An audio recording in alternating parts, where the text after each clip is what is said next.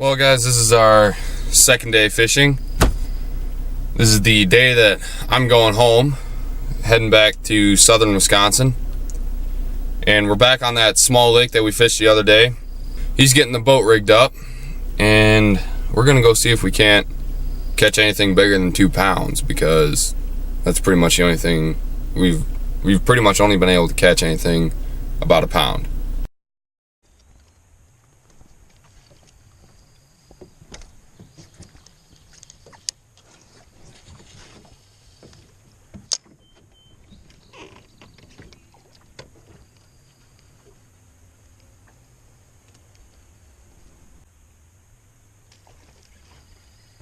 Nice.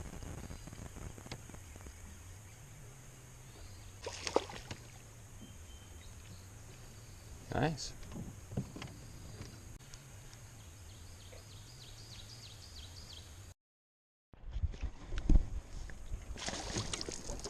Yeah, that's a better one.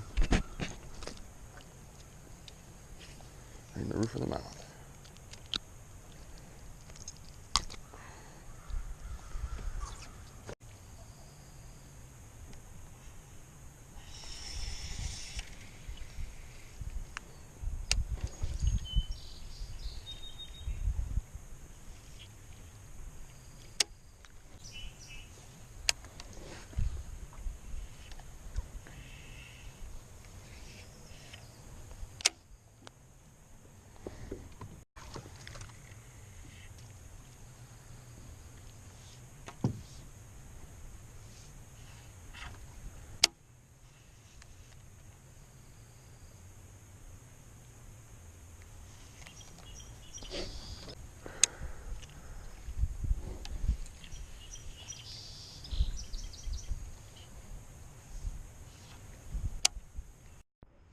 Well, my setup for today, I've caught 2 good fish.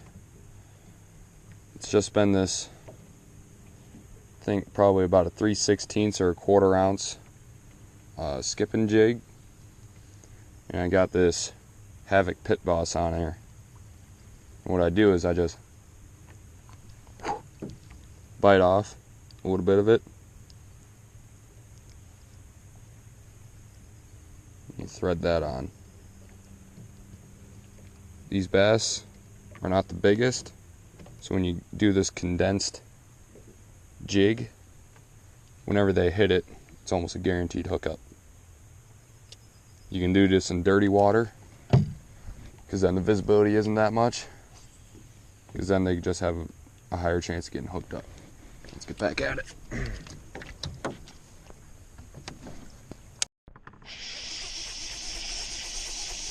He was on there the whole time.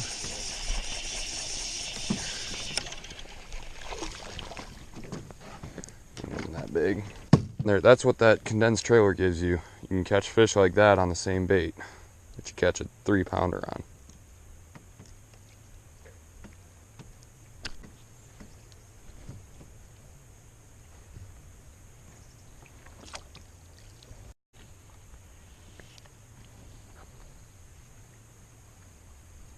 Well, that's a fish on there.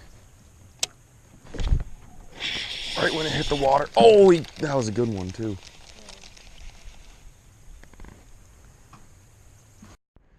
I was just thinking about turning on my GoPro, and that's a good one.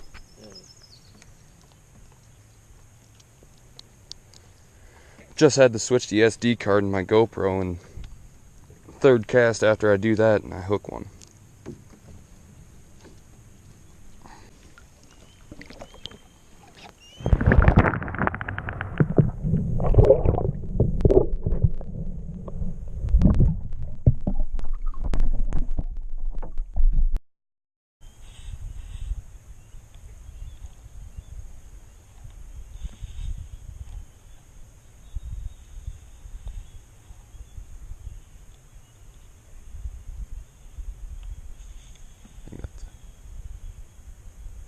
There's a fish on there.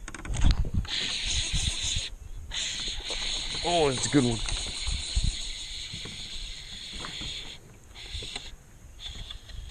Stay down, baby. Oh, coming up. These fish like to jump.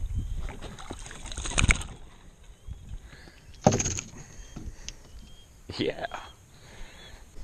The hook set, whenever I'm using a jig, since it's got this brush guard on it, and especially since it's a light jig. If you're using a heavier jig, you want to have a more sweeping hook set than if you're using a light jig, because that head, if you really wrench on them, it'll blow the mouth open and you won't get a hookup. But with these light jigs, you can pretty much just use your normal standard, ripping hook set. Just reel up to it and set on tight line. Like I said, that condensed trailer, and this is a 3/16, I think, or a 1/4 ounce probably. That Berkeley trailer. Whenever I throw it up to structure, like that, I like to let out a little bit extra line so that it has a straight fall down. I always like having my rod tip up in the air, and that straight fall, if you land it right on top of the structure, it gives you more distance to cover on the bottom.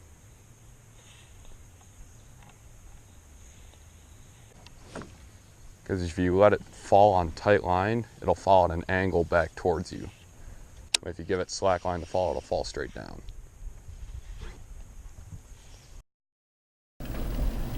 Well guys, we had to get off the water pretty fast. It started to rain fast. The main pattern for today was pitching laydowns with like a 1/4 ounce jig with a craw type trailer, but it was like a green pumpkin jig so that it would imitate the bluegill, which would be the bass's main forage in that lake. What's up guys? This is a little recap of what you just saw. In the video I was using the KVD series Quantum bait casting combo. It is a 610 medium heavy rod with a 7.0 to 1 burner reel. On this reel I have 30-pound braid to a 12-pound fluorocarbon leader, and the jig I was using was a 1/4 ounce jawbone hand-tied green pumpkin green flake jig with a cut down Pit Boss trailer. Now for the details. This rod is it's a pretty good flipping stick. It's very short, so it's very good for accurate casting. It's not good for heavy brush because you don't have that longer heavy action that you would need in that very heavy stuff, but for laydowns it was very good. You could pitch this very accurately up to those breaks and just work it back with no problem at all.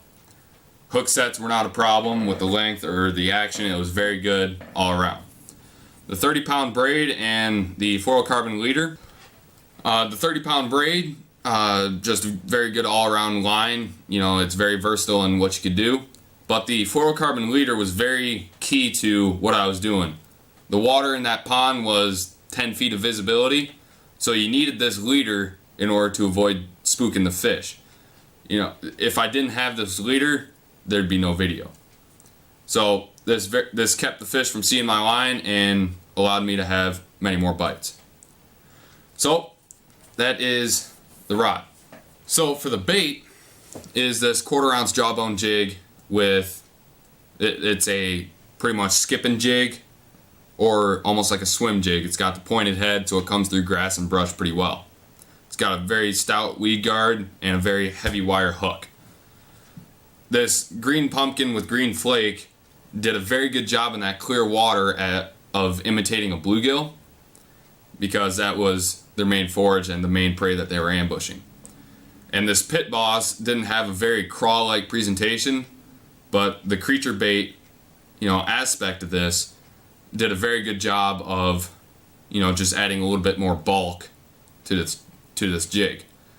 The cut down trailer allowed those smaller fish to eat it, but this jig allowed the small fish to eat it and allowed the big fish to eat it. And it did a good job of catching both of those. Now for what I was doing. In that lake there was a lot of wood and a lot of rock, and there was even flooded brush on the bank. So anytime you'd be able to see a log, which was right next to the flooded brush, on that break line would be where you'd want to pitch your jig.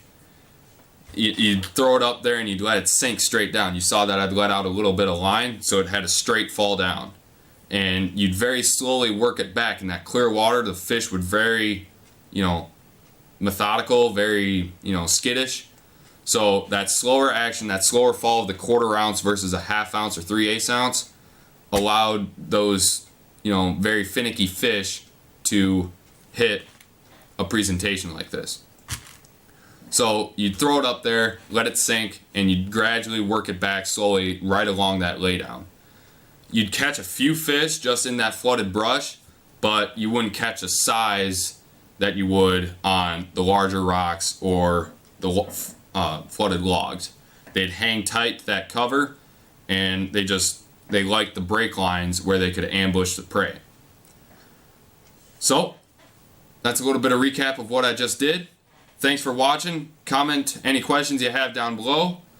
Subscribe for future content. Follow me on Instagram and Periscope as WI Outdoors for daily content. And I will see you next time on the next episode. See ya.